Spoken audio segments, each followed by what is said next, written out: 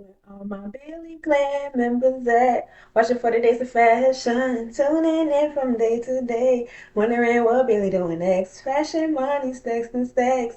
Go get y'all a go y'all back. It's the 17th day, the 17th day, the 17th day, the 17th.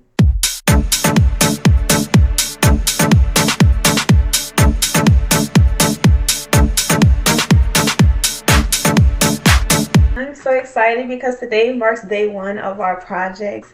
But before we get started, make sure y'all check off the checklist, do the to-dos on our checklist, like, comment, share, and subscribe. I repeat, make sure you like, comment, share, and subscribe.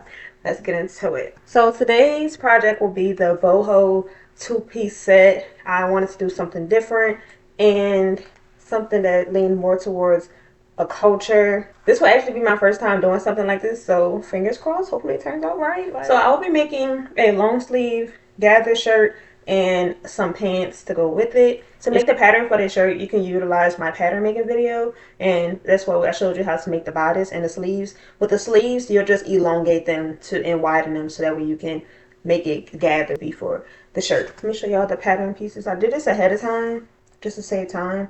This is the front. I wanted it to be a v-neck, so this is the front. So this will be about the length of it before we do some cutting, well, before we stitch the hem. Fun fact, the fabric I'm using today is actually bedding sheets. I wanted to explore with a different type of fabric, and I'm like, bedding is just fabric basically, and I got it in like this beige creamish color. I think it'll be help encapsulate that bohemian style. Cut some extra panels out when I made my little cuts when I was cutting off the fabric, just to make sure that it fits like the side and everything. Here's one of the pant legs. If I'm not mistaken, this might be the front because it has one notch. This is one of the back sides, and you can also tell because it's wider, but they also have these two notches. This is the other one. This is the other front leg part. Here is one of the sleeves. For the sleeves, I already had a pre-existing pattern, and I just traced it to match the length that I wanted. And I also measured my arm length as well so it can match. This is the back of the bodice shirt. So where our shoulder seams. They also indicate the back by how steep the curve is. If it goes deeper, then it's the front. If it goes barely steep and it just kind of looks like a line continued, but like with the curve, it's the back. I cut this piece out so I could finish my v-neck without curving it and distorting the v shape. So I went ahead and paired up the parts that were going to be going together. I put the pant legs, the two front pieces together, the two back pieces, the bodice with the side panels that I'm going to end up pleating, and I put the sleeves off to the side. They're just going to get like a regular stitch, like half of an inch, and I'm going to put that in armhole one side, stitch the bodice. Speaking of seam allowances, since my hem is already finished, since I cut the fabric a certain way, I don't really need to do that, and that's the same way on the other three parts of it. And I also made notches to indicate where I'm going to be putting my seam allowance. It's going to be half an inch seam. So what we're going to do is we're going to take the front and the back, and we're going to stitch those across on the shoulders. We're going to come back. So I went ahead and stitched the back bodice to the front bodice, and it should look something like this. Now I'm going to add those panels. I added the panels so that way I can have extra width. Y'all don't have to add this. If the way y'all cut it out and made it is going to fit, by all means, just keep it that way. And then after I add that, I'm going to fold up the hem to about a half of an inch. And I'm going to, you can iron that half inch mark too. And I'm going to stitch that so that way I can make like a little pocket for my elastic to go in, because I still want that elastic bottom. And I'm going to come back and show y'all how I'm going to do that. So I've went ahead and added my panels to add more width to my shirt. Next, we're going to make an elastic casing for our elastic to reside in. But let's take a look at what we've done so far. So this is how the hem should look. The first thing you need to do is look at your elastic. This is 1/4 inch elastic. This is a 1/4 inch elastic. I got it from Wally World. And in order to determine what you're going to need, you're going to take the elastic out, and then you're going to just put it around your waist. Don't extend it, just like put it around your waist. Because keep in mind, it's going to extend when you're wearing it. But you also need to cut a little bit shorter than that. So I'll say about an inch or two shorter. This is how my elastic looks. It's folded in half, but this is how my elastic looks once I put it around my waist and I cut a little bit off. Now you're like, might not be enough, might not be enough. When we get to stretching it, it's gonna be more than enough, okay? And we're gonna have to end up like tying this off, like when they meet, till we close it. So, like I said, going back to our garment, we're gonna find center back, and you can make a notch or just mark somewhere on it where it's center back.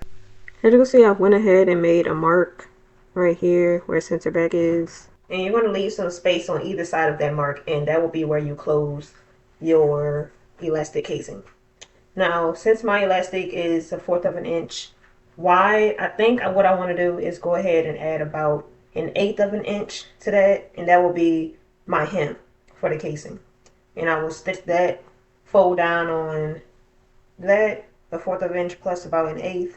So for me, that'll look something like that.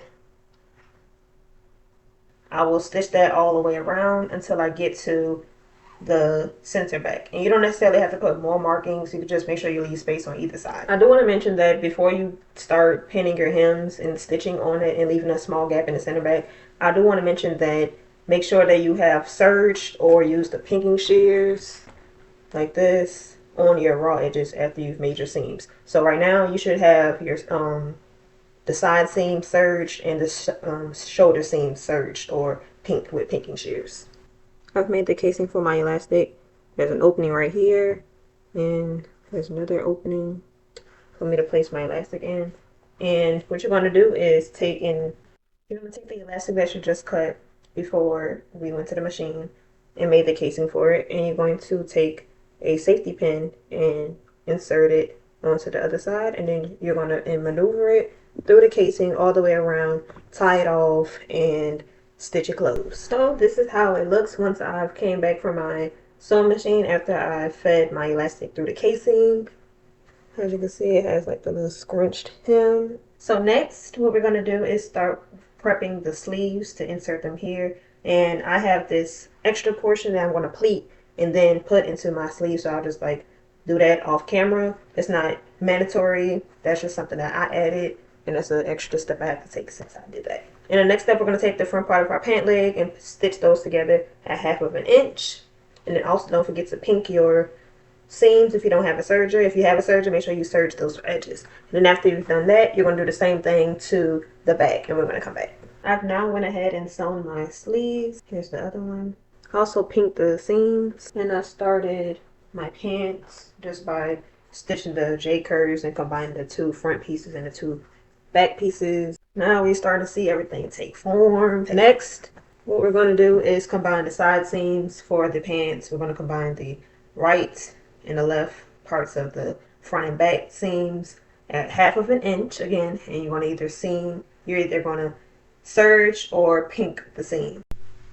The front pieces and back pieces are now joined together. As you can see, they're like very wide. Up next, we're going to do the inseam. The inseam, you can do that by starting at least like 1 inch from where the crotch seams will meet. And make sure they line up, guys. And bust your seams open to reduce bulk. And you're going to start off like 1 inch away, then go down that leg. Then you're going to come back up, and you're going to start in the opposite direction, 1 inch on the other side of the crotch seam, and you're going to go down that pant leg, and we're going to come back. Here are the pants with the sewn side seams and inseams. We'll just have to add elastic to the bottom and the waist. Then we're going to go ahead and stitch the sleeves into the armhole, and I'll finish the neckline, and we'll be done. Next up, we're going to take our elastic, our good old elastic, and we're going to wrap it around our ankles, and make sure that you cut like a little bit less than what your actual ankle circumference is, so it'll be able to fit properly. The same thing with your waist. You're going to put it around your waist like we did in the beginning, and cut a little less. Make sure it fits how it's supposed to. Make sure it has that little scrunch like this. After you've done that, you're going to cut out some elastic for the sleeve hems, because that's also supposed to be elastic. Same thing, put it around your put it around your wrist, cut a little bit less so it can be able to stretch and fit properly. And next, we're going to install the sleeves into the armholes, and we'll be done. I went ahead and cut out my elastic band. So this is for my wrist. These are for my ankles. And this is for my waist. Remember, it's going to fit like this, and then like you'll be able to stretch it. But I really think I might go down a little bit less than this, probably about an inch. Okay, just to make sure that it's able to fit how I want. Next, we're going to make the same thing, 1/4 of an inch, the width of the elastic plus 1/8 to make the little encasing for the waist, the hem of the pants, and the hem of our sleeves. Now it's time to stitch the sleeves in.